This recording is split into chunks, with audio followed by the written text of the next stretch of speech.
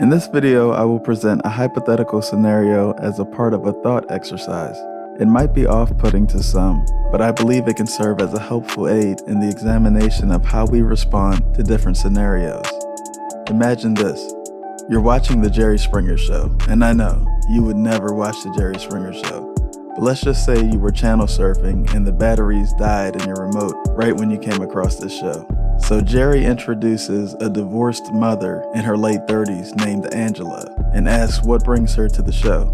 Angela says, "Hi Jerry, I'm here because I'm concerned about my daughter Lily and how she's being raised by my ex-husband Damon. You guys have joint custody?" "Yes." "And what's your concern exactly? Was Damon a good father when you guys were together?" "Yes, but he was working most of the time while I stayed at home raising our daughter Lily." "So what's your concern now?" "Well, I think that the change started when he got his new wife. One day after Damon dropped her off, Lily started asking me questions about sex." "How old was Lily at the time?" "She was 5. "And you think that Lily saw Damon and his now wife hooking up?" "Yes." Damon denied it.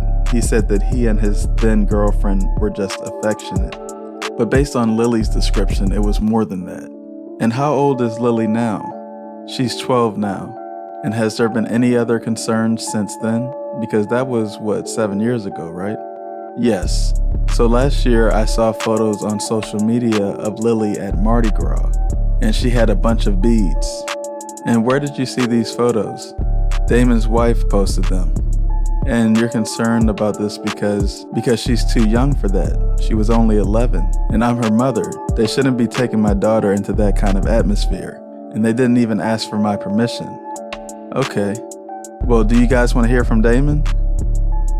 "Come on out, Damon." "So Damon, Angela says she's concerned about Lily when she's in your custody. Should she be?" "No, she's just upset because Lily is happier with us. She dreads going home to her mother because Angela is so controlling and judgmental. We give Lily the freedom to express herself. Angela is convinced that Lily witnessed you and your wife hooking up years ago and that might have piqued her curiosity at too tender an age. Jerry, I went from a household of drama to a household of love. That's what Lily witnessed, and that's what Angela's bitter about." "Okay, Mardi Gras. Why take your 11-year-old daughter to Mardi Gras?" "Jerry, we didn't take Lily to Mardi Gras. She took us." "How so?" "Lily told us that she's becoming a woman now and that she wanted to embrace womanhood and express her sexuality, and she felt that Mardi Gras would be the perfect place to do that. And we did what any non-judgmental parents would do. We supported her. It's a family thing." So who do you guys agree with in this scenario? Angela or Damon? When it comes to an innocent child, should a parent prioritize protection or liberation? Should they instill prudence or feed curiosity? Did Angela have good reason to be concerned about her daughter's well-being and the influence that Damon and his current wife were having on Lily? Or do you believe that Damon and his current wife were right to support Lily and allow her to express herself?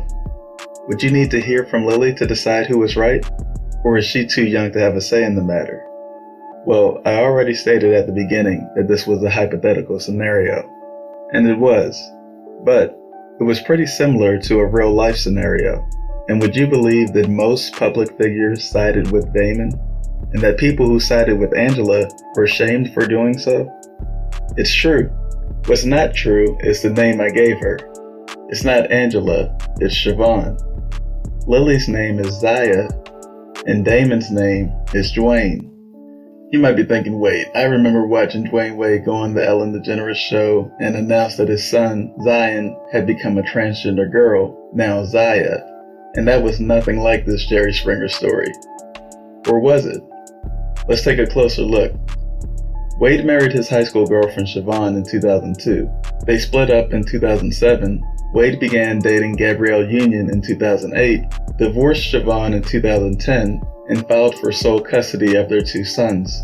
That same year, Siobhan sued Gabrielle Union for causing she and her sons emotional distress, claiming that she engaged in sexual foreplay in front of her 2 sons, Zaire, who was 8, and Zion, who was 2 at the time, and has since claimed that he knew he wanted to be a girl when he was 3.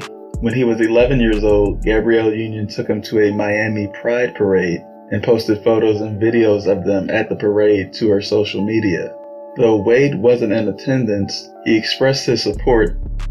It's a family thing. Then, earlier this year, Wade appeared on Ellen and announced that Zion was now Zaya. The Wade family received widespread mainstream media support and social media backlash. Critics were dismissed in a similar fashion to how Siobhan was dismissed. Her lawsuit also claimed that Wade and Gabrielle's supervision was so poor that Zaire nearly drowned in their pool before Wade's mother heard him screaming. And another concern was the suspicion that the only regular supervision that the boys had was a male nanny. Mysteriously, all photos and references to the male nanny were scrubbed from social media. Despite this, Wade was granted full custody. So, was the backlash warranted? If you agreed with Angela, did you also agree with Siobhan? If not, why not? If so, let me know.